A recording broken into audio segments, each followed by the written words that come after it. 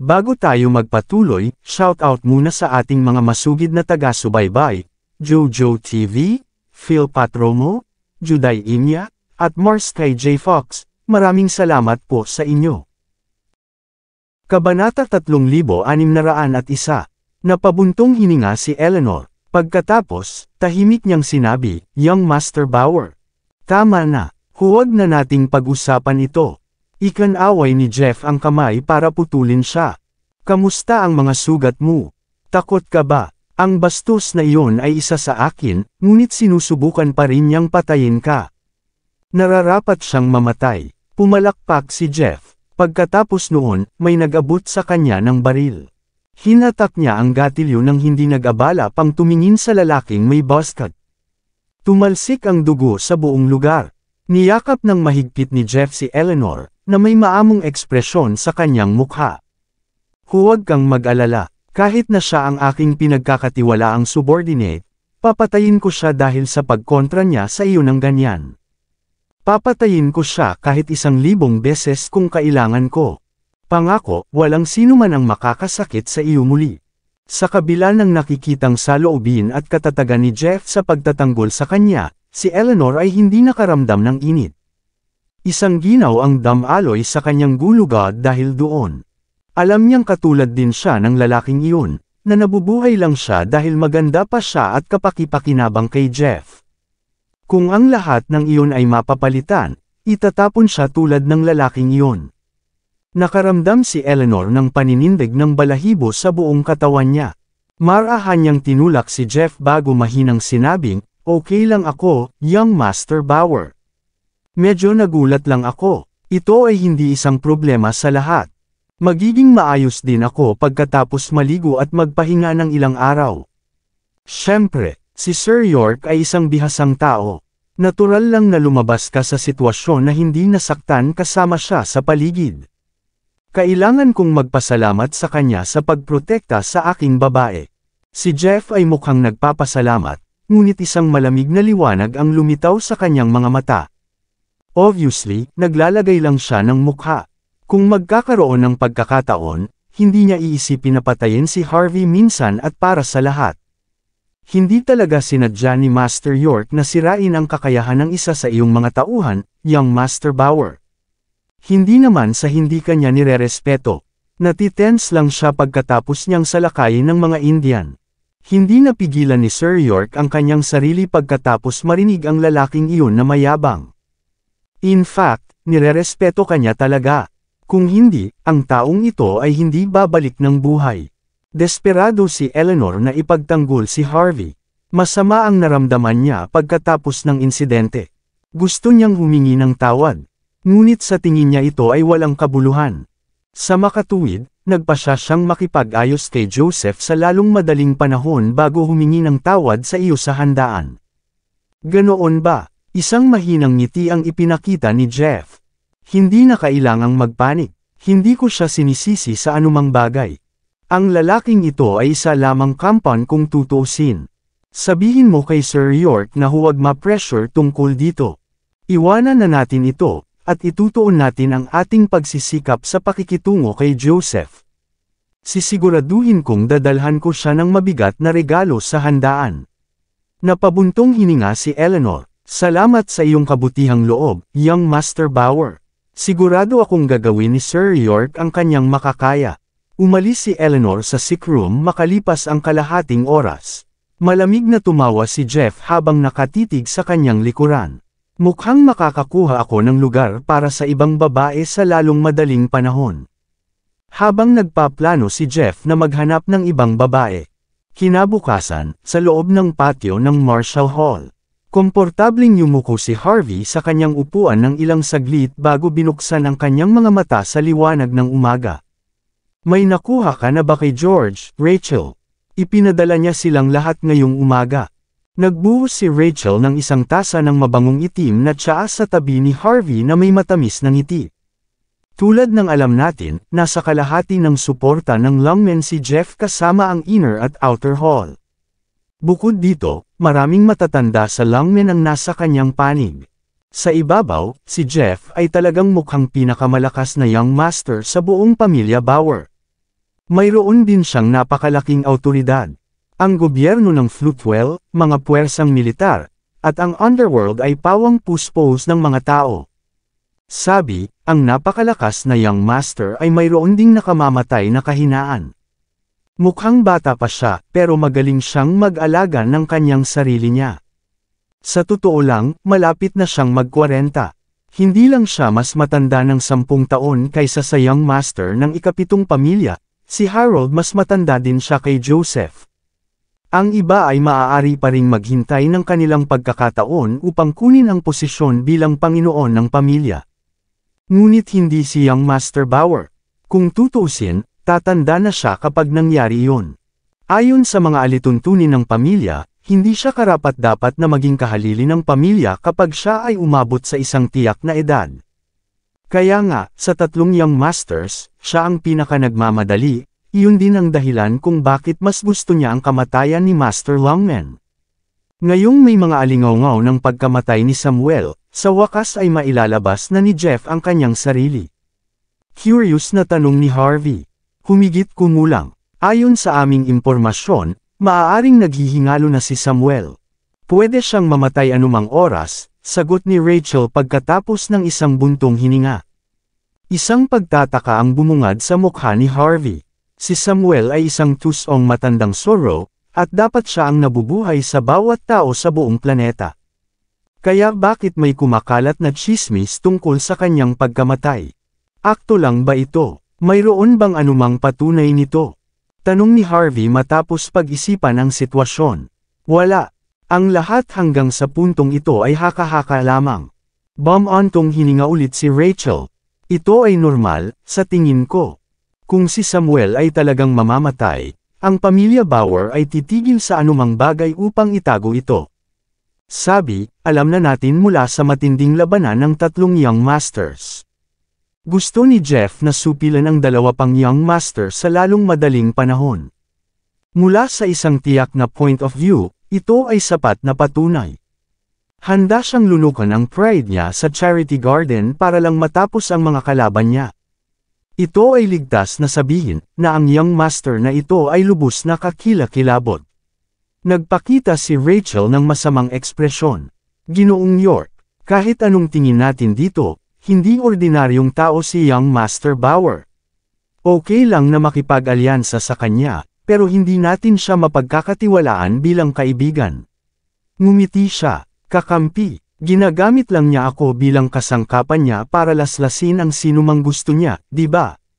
Sa paghusga sa kasalukuyang sitwasyon, kailangan pa rin natin ang kanyang impluwensya sa Floatwell para harapin si Joseph. Hindi pa panahon para awayin natin si Jeff. Tumayo si Harvey. Kailangan pa nating harapin si Joseph sa lalong madaling panahon. Nanlamig ang mga mata ni Rachel. Sir York, sa malaot madali ay mapapabagsak natin si Joseph. Gayunpaman, sasamantalahin ba ito ng ibang mga kapangyarihan habang tayo ay narito? Maaari, malamang hindi, sagot ni Harvey. Ang tubig ng Floatwell ay hindi masyadong malalim. Gagawin nating mas maulap ang tubig pagkatapos nating harapin si Joseph. Sa ganoong paraan, masusulit natin ang lahat ng ito. Halika na, magpapatakbo tayo ng mga stall sa kalye. Makalipas ang kalahating oras, lumitaw si Harvey sa driveway ng Bauer. Ito ang tirahan ni Joseph. Pumunta si Harvey sa harapan at sinabihan si Rachel na magtayo ng stall dito, na may nakasabit na Marshall Hall sign. Dahil sa Marshall Hall, mahigit kalahati ng mga estudyanteng nagsasanay sa Budokan Chain ay nakabalik. Ang kanilang mga katawan ay halos nakabawi kaagad pagkatapos. Malaki ang kinita ni Harvey dahil sa pangyayari. Ang kanyang pangalan ay kumalat din sa buong lungsod. Nang marinig na nagtayo si Harvey ng isang stall sa labas ng bakuran ng pamilya Bauer, ang iba pang mga estudyante na wala pang malay ay dinala doon ng kanilang mga pamilya. Hindi nag-aksaya ng oras si Harvey sa pagtuturo kay Lane at sa iba pa na alagaan ang mga estudyante. Matalim ang tingin niya habang nakatitig sa looban na hindi kalayuan sa kanya. Nais ni Harvey na gawing mas madali para sa pamilya ng mag-aaral na humingi ng kabayaran kay Joseph sa pamamagitan ng pagtatayo ng isang stall dito. Pagkatapos ng lahat, kumuha siya ng $14,000 upang iligtas ang buhay ng mga estudyante. Hindi man lang siya nagbigay ng kahit isang sentimos na diskwento. Kaya, ang mga pamilyang walang sapat na pera ay sumugod sa pasukan at sumigaw na ibalik ang kanilang pera. Sinumpa pa ng ilan si Joseph, na sinasabing wala siyang konsensya. Sa loob lamang ng kalahating oras, ang tarangkahan sa harap ng patio ay halos masira na ng galit na mga tao. Maraming tao ang humiling kay Joseph na lumabas at tinawag din siyang bastard.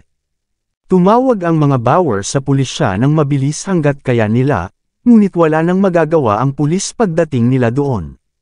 Sa isang banda, mali si Joseph. Sa kabilang banda, ang mga taong naruroon ay karamihan ay mga elite ng Floatwell. Kahit na sa mga utos ni Ansel, ang mga inspector ay hindi maglakas loob na gumamit ng puwersa laban sa mga mandurumog. Sa puntong ito, ang bakod ng patio ay gumuho. Ang mga bulok na itlog at gulay ay itinapon din sa buong tarangkahan sa loob lamang ng ilang araw. Ang sikat na si Joseph ay tinatrato na parang daga sa kalye. Si Ruby ay may kakilakilabot na ekspresyon habang iniulat niya kay Joseph ang tungkol sa sitwasyon. Young Master Bauer, ang mga pasukan at labasan ay nawasak lahat. Wala tayong paraan para makapasok o makalabas sa lugar na ito. Ang lahat ng mga bakod ay gumuho din. Kung hindi dahil sa mga pulis, ang mga mandurumog ay nakapasok na sa gate ngayon. Yung walang hiyang bastos na si Harvey. Naghukay siya ng malaking butas para sa atin kahapon, at ngayon ginagawa niya ito. May ginawa ba tayo para sa pamilya niya? Paano niya nagawa sa atin ito? Baliw talaga siya. Iyan lang. Umupo si Joseph sa mahabang mesa at tahimik na umiinom ng kanyang gatas. Iyon lang ang kaya niyang gawin. Nauubusan na ba siya ng pakulo? Ang boring. Kumunot ang noo ni Ruby. Hindi lang iyon, Young Master Bauer. Ang mga bahagi ng alyansa sa negosyo ng Floatwell ay bumagsak mula pa kaninang umaga dahil sa nangyari sa huling 2 araw. Ang 1/10 ng ating shares ay mauubos sa loob lamang ng ilang minuto. Ang mga matatanda ng alyansa ng negosyo ay may napakataas na opinyon sa atin ngayon. Tumawag sila dito at hinihiling sa iyo na harapin ang bastos na si Harvey sa lalong madaling panahon. Kung hindi, gusto nilang bayaran mo ang mga pagkalugi nila sa stock market. Tutal, nilagdaan nila ang isang kasunduan sa garantiya ng kapital. Pagkatapos ng ilang labanan laban kay Harvey, ang lakas ni Joseph ay mas mahusay kumpara sa dati. Gayunpaman, pagkatapos marinig ang mga salita ni Ruby, halos mag-ubos siya ng dugo. Itong mga matatandang bastard, isang nakamamatay na malamig na tingin ang ipinakita ni Joseph. Ito ang mga taong gustong sumali sa Floatwell Business Alliance. Sila ang nagmamadaling bumili ng orihinal na bahagi ng alyansa. Hindi man lang sila pumunta para pasalamatan ako noong kumita kami ng napakaraming pera. Pero ngayon, humihingi sila ng kabayaran kapag kaunti lang ang natalo natin. Nagsindi si Joseph ng mahaba at manipis na tabako, at tumikim. Tawagan mo ang bakla. Tell them it's time to get through this together, malamig niyang bulalas. Masisiyahan tayong lahat sa ating kaluwalhatian at kayamanan kung gagawin natin iyon. Kung guguluhin nila ako at sirain ang aking mga plano. Wala akong pakialam na ang lahat ay mamamatay ng magkasama. Ngunit kung mananatili sila sa tabi ko, ipinapangako kong bibigyan ko sila ng triple dividend sa taong ito kung magtagumpay tayo. Biglang nagngangalit si Joseph. Sa paghusga mula sa kanyang saloobin, walang paraan na siya ay magiging madali sa mga matatanda pagkatapos gumawa ng gayong pagbabanta. Nakaramdam siya ng inis. Ang negosyong ginawa niya pagkaraan ng maraming taon ay babagsak dahil sa isang tao. Wala siyang choice kundi tiisin ang kahihiyan. Pagkatapos ng lahat, ang labanan sa pagitan ng 3 batang master ng pamilya Bauer ay nasa isang napakahalagang oras. Kung makakaligtas si Joseph sa pangyayaring ito, magkakaroon siya ng pagkakataong umangat sa kapangyarihan. Naiintindihan ko. Tumango si Ruby. Nasa mga mata niya ang paghanga kay Joseph. Hindi niya maiwasang humanga sa lalaking nasa harapan niya, na kahit sa ganoon man katakot-takot na sitwasyon, nanatili siyang lubhang kalmado. Ano ang gagawin natin kay Harvey, young Master Bauer? Dapat ba talaga natin siyang panatilihin sa pasukan? Kung magpapatuloy ito, ang ating stock ay patuloy na babagsak. Huminga ng malalim si Joseph, walang ekspresyon at naka-poker face. Hayaan mo siyang gawin ang gusto niya. Tawagan mo ako para kay Clyde at Elliot. Sabihin sa kanila na oras na para ibalik ang pabor. Gusto kong mangisda sila na may pinakamaraming pera na maiaalok nila. Kung manalo tayo sa wave na ito, babayaran ko sila ng doble. Nagliwanag ang mga mata ni Ruby nang marinig niya ang master plan ni Joseph. Kung samantalahin niya ang pagkakataong subukan ang pangingisda sa ibaba sa isang mahalagang sandali, maaaring magkaroon lang siya ng pagkakataon na baguhin ang tubig. Tulad ng inaasahan sa pinakamahuhusay na pang-ekonomiyang isipan ng tatlong young masters. Maraming salamat sa lahat ng sumusubaybay. Please subscribe and follow my YouTube and Facebook channel, Pilipino Novel. Maraming salamat po. Kabanata 3605, Young Master Bauer. Nang malapit nang umalis si Ruby, isang tagapag-alaga ng pamilya ang sumugod na may naguguluhang ekspresyon. Hindi man lang nagtaas ng ulo si Joseph. Ano yan? Sabi ni Harvey, gusto ka daw niyang makita, sagot ng katulong. Natigilan si Joseph. Para saan? Tanong niya, baka sa mukha niya ang curious. Sinusubukan ba ako ng lalaking iyon? O nandito lang siya para pagtawanan ako? Nag-alinlangan ang dalaga. May gusto daw siyang bilhin, gusto niyang makipagkasundo sayo. Binabalak ni Joseph na huwag pansinin si Harvey, ngunit tumibok ang kanyang puso matapos niyang marinig ang mga salita ng dalaga. Papasukin mo siya, sabi niya pagkaraan ng ilang sandali. Kung gustong magsalita ni Harvey, hindi tatutol si Joseph. Kung tutuusin, maraming mamamatay sa magkabilang panig kung patuloy silang maglalaban. Maya-maya, lumitaw si Harvey sa bakuran ng Bauer na naka-cross arms. Napangiti si Harvey nang makitang nag-aalmusal pa si Joseph. Mukhang medyo kalmado ka. Sa tingin ko wala ka pa rin sa mood para mag-almusal. Aaminin ko, ang iyong determinasyon at tapang ay pambihira. Hindi ka taka-taka na nakaya mong umakyat sa kapangyarihan bilang kampiyon ng isang tao pagkatapos ng napakatagal na panahon at naging isa sa mga pinakatanyag na young masters ng pamilya. Kung ako sa iyo, malamang na hindi ako magiging kalmado. Nakalunok ng chi si Joseph habang nagsasalita pa si Harvey. Kung may sasabihin ka, sabihin mo na, sabi niya. Napabuntong hininga si Harvey. Oh, young Master Bauer. Hindi naman sa may sama ng loob tayo sa isa't isa o ano paman. Nakakahiya, hindi mo lang ipinagpatuloy ang panliligaw sa asawa ko, pero hindi mo rin ipagpapalit ang pagkatalo mo. Patuloy kang sumama kay Clyde, Frankie at sa iba pa laban sa akin. Kailangan kong gumamit ng ilang mga trick upang maprotektahan ang aking sarili. Sapat na ang paghihirap mo sa panahong ito. Bakit hindi ka nalang humingi ng awa sa akin? Kung gagawin mo, baka palayain kita at ibabaon na lang ang sama ng loob natin.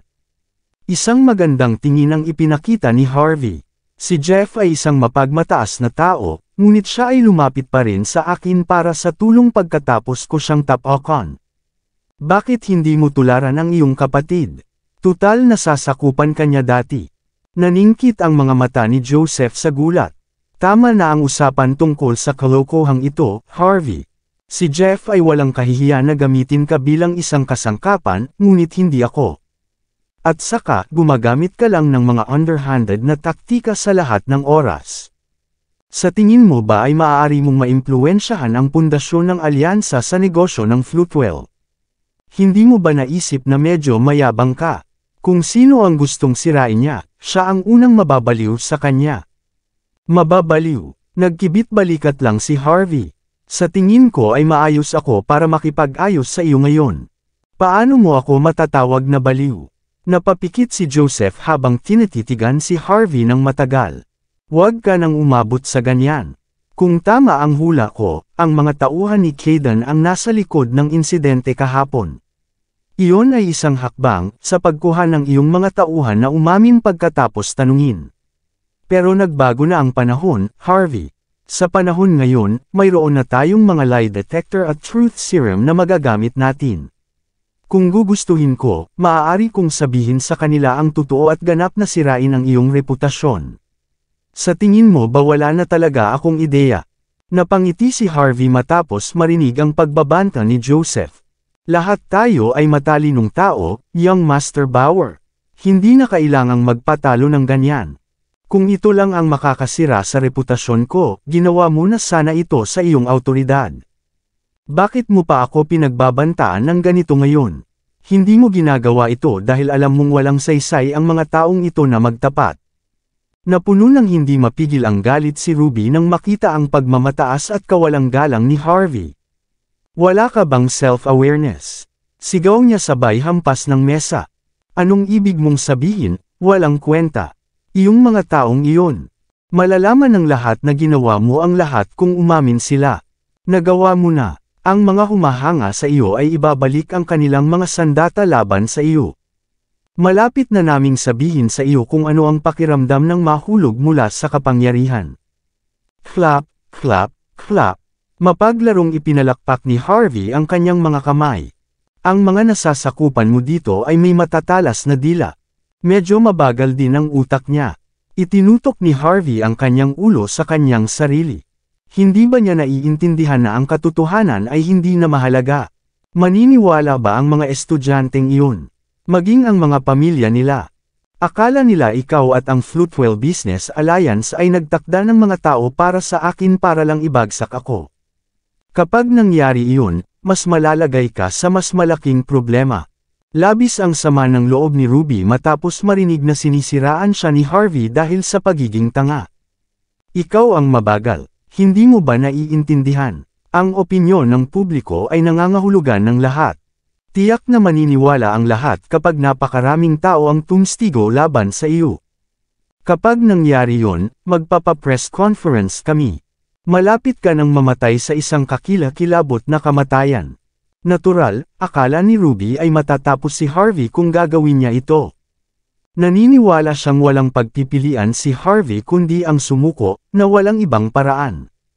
Napabuntong hininga si Harvey at tumingin kay Ruby na may nakakaawang mga mata. Iminumungkahi kung mag-isip ka bago ka magsalita, Miss Murray. Ang mga mag-aaral at ang kanilang mga pamilya ay ganap na walang buhay, ngunit hindi sila hangal. Basta alam nila na ako lang ang tao sa Flutewell na makakapagligtas sa kanila. Wala ka talagang magagawa, at saka, sino ang magliligtas sa kanila kapag tapos na ako? At saka, kung may mangyari sa akin, sisisihin nila ang Flutewell Business Alliance.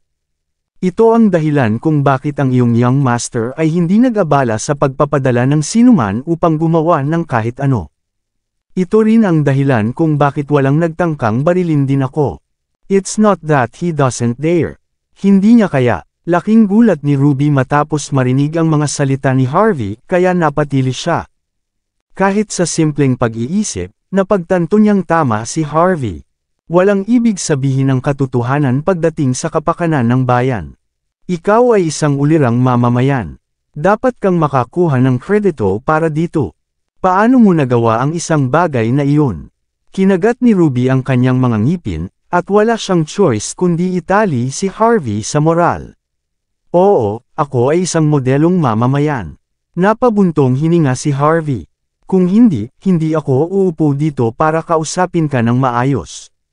Maaari kong ipasunog sa mga tao sa labas ang buong lugar kung gusto ko. Kung tutuusin, kahit ang batas ay hindi makapagpapabagsak sa lahat ng mga taong iyon. Casual na nagbuhos si Harvey ng isang tasa ng itim na tsaa bago humigop. Si Joseph ay isang taong marunong magsaya sa kanyang sarili, at ang tsaa lamang ay dapat na nagkakahalaga ng ilang libong dolyar bawat libra. Sinasabi ng mga tao sa labas na narating mo ito dahil sa babaeng gusto mo. Ngunit kailangan kong aminin, ikaw ay isang may kakayahang tao. Ibinaba ni Joseph ang kanyang mga kagamitan, habang nakatingin kay Harvey nang may pagtataka. Hindi ka lang magaling makipaglaban, kundi napakatuso mo rin. Alam mo naman na wala akong paraan kapag ginawa mo ito, di ba? Iisipin ng iba na ginagamit mo lang ang kapatid ko laban sa akin. Ngunit hindi ko maiwasang humanga sa iyong panlilinlang. Hindi ito ang unang pagkakataon na nagdusa si Joseph sa mga kamay ni Harvey, ngunit malinaw niyang nasasabi kung gaano kahirap ang nangyari sa kanya pagkatapos ng labanang ito. Kaya naman itinigil niya ang kanyang walang kabuluhang mga pagtatangka na lumaban. Siya ay magiging sanhi lamang ng kanyang sarili na maging mas pasibo, at magdurusa para dito. Nakangiting sagot ni Harvey, "Salamat sa papuri mo. Ang pagiging magalang ay napupunta sa parehong paraan, tama ba? Hindi ako gagawa ng ganito kung sumuko ka." Tinikit ni Joseph ang kanyang mga mata. "Tama, ikaw ang gustong makipag-usap. Ano ang gusto mong pag-usapan?" Malamig na tanong niya. "Simple lang. Kung ipapangako mo sa akin ang isang bagay, ililibing ko ang sama ng loob sa pagitan natin ngayon." Humigop ng tsaa si Harvey at ngumiti. "Binilang ko lahat kaninang umaga. Dapat ay mayroon kang humigit kumulang 9,000 ari-arian na hindi nabenta sa bagong distrito ng Fruitwell, tama ba? At sa paghusga sa iyong nakapirming presyo na 1.5 milyon bawat ari-arian, ito ay dapat na nagkakahalaga ng halos 1,350 milyon sa kabuuan. Ako ay mabuting tao, gusto kong lutisin ang mga problema para sa ibang tao. Kung handa kang ibenta sa akin ang ari-arian, bibigyan kita ng isang numero na hindi mo maaaring tanggihan, 150 milyong dolyar. Sa ganoong paraan, hindi mo na kailangang mag-alala tungkol sa bagong distrito ng Fruitwell. Ngunit makakakuha ka rin ng pera at isang mabuting kaibigan na susuporta sa iyo. At ako iyon. Ano ang sinabi mo? Namula ang mukha ni Joseph. Tapos, malamig siyang tumawa. Sinusubukan mong bumili ng isang buong bagong distrito para lamang sa 10% na presyo. Nagsumikap ako ng napakaraming taon at ibinuhos ko ang lahat ng dugo, pawis, at luha ko dito, at inaasahan mong isusuko ko na lang ito. Tingin mo ba tanga ako? Walang deal. Hindi. Ngumiti ulit si Harvey. Ang mga bahagi ng alyansa sa negosyo ng Fruitwell ay bumagsak na ng 10 puntos. Kung tutuusin mula sa uso ngayon, maaaring nasa 20 lang ito. Kailangan mo ng hindi bababa sa daan-daang milyong dolyar upang subukan ang pangingisda sa ilalim, tama ba? Mayroon ka bang ibang source para makalikom ng ganoong klase ng pera? Ayaw mo ba talaga sa pera ko? Kung ganoon ang kaso, maaari ko lang itapon ang pera para lang mas maibaba pa ang presyo ng stock. Para sa kapakanan ng stock market at sa ating pagkakaibigan, iminumungkahi kong ibenta mo ang lahat sa akin. Pwede rin kitang bigyan ng kwarto doon kung gusto mo. Maaari kang bumisita anumang oras upang makita ang mga pasyalan kapag masama ang pakiramdam mo. Paano ang tunog na iyon? Bastos! Hinampas ni Joseph ang mesa, galit na galit. Managinip ka, Harvey. Kahit na mabulok ang bagong distrito ng Fruitwell. Kahit mamatay ako, hinding-hindi ko ito ibebenta sa iyo. Mabuti, hindi na ako bibili. Kaya nagbebenta ka ba ng mga tanikalan ng Budokan? Nag-alok si Harvey ng isa pang magiliw na mungkahi, hindi man lang galit sa pagsabog ni Joseph. Ang iyong Budokan chain ay sinisira araw-araw. Walang paraan na maaari mong gawin ang negosyo gamit ito. Patay na rin ang reputasyon mo. Bibigyan kita ng 150 milyon kung ibibigay mo sa akin ang lahat ng tanikalan ng Budokan. Dadalhin ko rin ang iyong instructor at ang lahat ng iba pang manggagawa. Tingnan mo, ginawa ko lahat ng ito para lang sa iyo. Iyan ay isang mas kaunting pasanin sa iyo. Magkakaroon ka rin ng pera para gawin ang iba mo pang negosyo. Talagang mabuting kaibigan ako, tama ba? Ikaw na masama. Nag-iba ng ekspresyon si Joseph. Napasok ang mga Budokan ko sa gulo dahil sa walang hiyang pandaraya mo. Ngunit narito ka at sinusubukang bilhin ito. Si Ruby at ang iba ay nagkakagulo na rin, at tinitigan nila ng masama si Harvey na para bang may balak silang patayin. Akala nila malinaw na nalampasan ni Harvey ang linya na sinasamantala ang sitwasyon.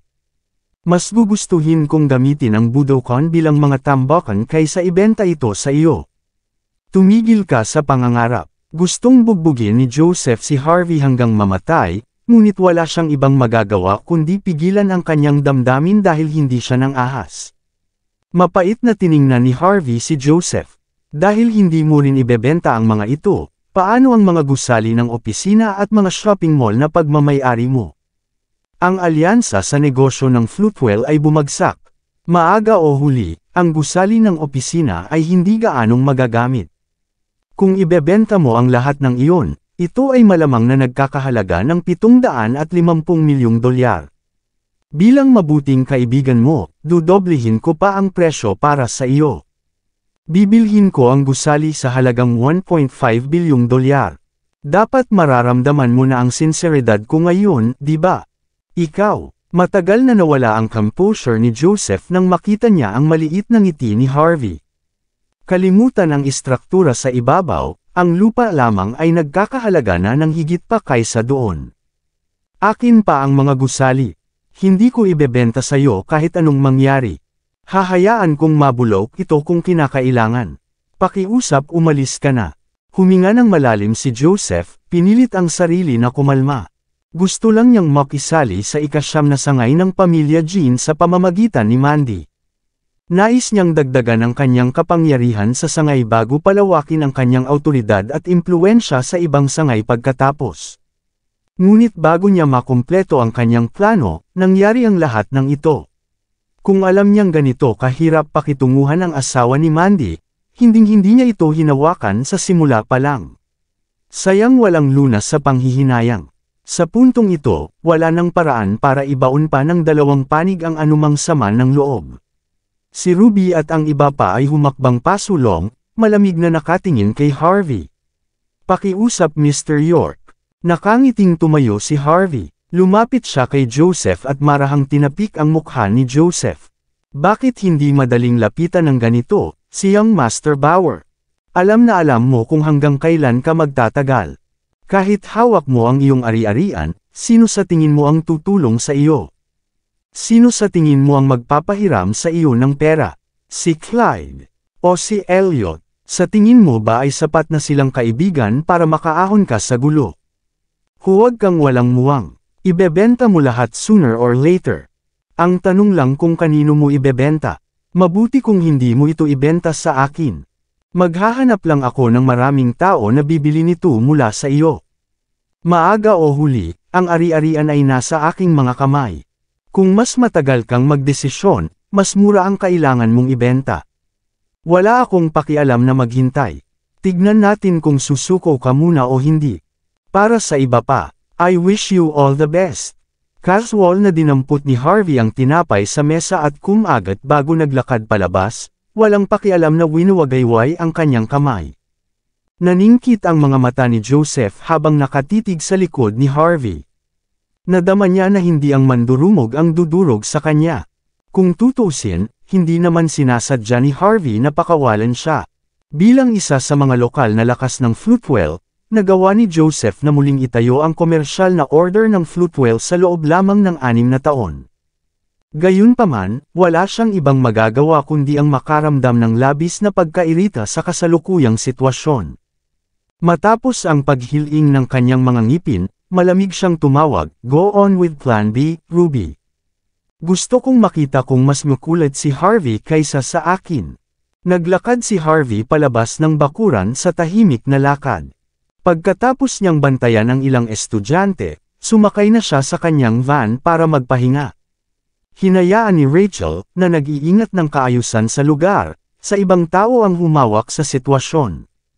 Sa van, inabutan niya si Harvey ng isang bote ng tubig. Paano ito? Ibinenta ba ni Joseph ang ari-arian? Ngumisi si Harvey.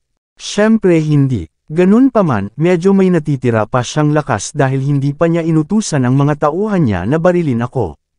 Siya ay tumawa. Ang bagong distrito ng Floatwell, mga shopping mall, mga gusali ng opisina at ang Budokan chain ay ang kanyang mga pinaghirapang pag-aari. Ang lahat ng ito ay magiging pinagmumula ng kanyang lakas kung siya ay makabangon sa kapangyarihan sa loob ng kanyang pamilya. Kung wala ang lahat ng ito, siya ang inabando ng Young Master na dati. Walang paraan na ibenta niya ito sa iyo. Lumawak ang ngisi ni Harvey. Alam ko, pumunta ako sa kanya ng eksakto dahil dito. Akala niya pag-aari niya lang ang habol ko. Iyon ang dahilan kung bakit hindi niya ito ibebenta kahit ano pa ang halaga. Kung ganoon, hindi siya magkakaroon ng sapat na puhunan upang mapanatili ang kanyang mga bahagi. Sa madaling salita, ang stock ng alyansa sa negosyo ng Floatwell ay pataas, matatag na sabi ni Harvey. Pagkatapos ay nag-dial siya ng numero sa kanyang telepono. Handa na kami dito, Sir York. Ang pamilyar na boses ni Ivan ay umalingaw mula sa kabilang panig ng telepono. Isang mahinang ngiti ang ipinakita ni Harvey. Hayaan mo munang kumilos sina Ray at Sky Corporation. Maghanda din ng Kaizen Group. Isa pang bagay, sabihin kay Edwin na ihanda din ang sarili niya. Gampanan namin ito ayon sa script. Kabanata 3610. Makalipas ang kalahating oras, ang mga shares ng alyansa sa negosyo ng Floatwell ay bumagsak ng 12 puntos. Tulad ng pagtaas ng stock, ang malaking halaga ng kapital ay bumaha sa merkado. Dumiretso ang kapital sa alyansa, nagbid ng mga short stock sa isang iglap. Laking gulat ng mga mamumuhunan nang makita nila ang daan-daang libong mga nakabinding order. Ibinenta nilang lahat ang kanilang mga shares ng halos sabay-sabay, sa takot na sila ay maging walang kwenta. Sa loob lamang ng ilang minuto, bumagsak ang shares ng Floatwell Business Alliance mula sa $44 hanggang $28 na lamang. $1 bilyong na halaga sa merkado ng alyansa ang agad na nawala. Bukod sa mga tao sa Floatwell, na sumusunod sa sitwasyon, ang mga namumuhunan mula sa ibang bansa ay ganap na nasa dilim. Ang pinakamadaling paraan upang ihinto ang mga sitwasyong tulad nito ay palaging upang maiwasan ang mga ito na mangyari. Sa ilalim ng mga sitwasyong ito, ang presyo ng shares ng Floatwell Business Alliance ay ganap na masisira kung patuloy na ibebenta ng mga tao ang kanilang mga share. Makalipas ang 1 oras, walang katapusang naputol ang alyansa. Walang pagpipilian si Joseph kundi kumuha ng pondo mula sa kanyang pribadong treasury at alyansa na working capital para ilagay sa stock market. Dinoble ang presyo ng shares ng alyansa pagkaraan ng. Sa kasamaang palad, wala nang natitirang kapital para kay Joseph na gumawa ng iba pa. Nang tawagan niya sina Clyde at Elliot, na nasangkot din ang Kaizen Group sa pamumuno ni Ivan. Si Ivan ay mas marahas kaysa kay Ray, na tinarget niya ang pinakamababang point ng stock ng alyansa sa araw at pinilit itong bumaba ng 60%. Ang presyo ng stock ay nagbago sa 40% ng orihinal na presyo nito sa isang araw lamang. Halos mag-ubo ng dugo si Joseph nang humingi siya ng pera sa telepono. Gayunpaman, sino ang nasa tamang pag-iisip ang magpapahiram sa kanya ng pera sa puntong ito? Si Clyde at Elliot ay hindi gagawa ng isang bagay na tulad nito, kahit na sila ay ganap na mga tanga. Si Joseph ay nagkaroon ng oras na huminga sa bandang hapon, ngunit ang kanyang mga mata ay namumula matapos ang lahat ng kanyang mga tawag ay napunta sa voicemail. Matapos tanggalin ang kanyang 2 butones at magpakawala ng mainit na hangin, sinenyasan niya si Ruby na humakbang pasulong. Kumusta ang paghahanda? Tumango si Ruby. Lahat ay nangyayari ayon sa plano. Dadaan ako sa mga underground tunnels at ipagpapatuloy ang misyon sa sandaling mag-utos ka. Tumango si Joseph bago niya pinaghirapang iabot ang stock contract kay Ruby. Ang kontrata ay walang iba kundi ang 1 punto ng mga orihinal na bahagi ng alyansa ng negosyo ng Floatwell. Sa paghusga mula sa tuktok ng alyansa, ang kontrata ay nagkakahalaga ng $150 milyong. Makikilala mo ang isang napakagahaman na babae na walang bottom line. Karaniwang nagtatrabaho para sa pera ang ganitong mga tao. Sabihin mo sa kanya kung kaya niyang mawala ang lahat kay Harvey. Kung kaya niyang gawin ang sinabi ko. Bukod sa kontrata, gagawin kong katotohanan ang bawat hiling niya. Gusto niyang maging biyana ng isang upper class na pamilya, tama ba? Kaya kung ibigay ang gusto niya, malapit na siyang magkaroon ng ganap na awtoridad sa mga nakatataas na grupo ng lipunan. Sa ganoong paraan, makakapagpasya siya kung paano isasagawa ang kanyang mga tungkulin, at hanggang saan. Nasa sabik akong makita ang susunod na mangyayari.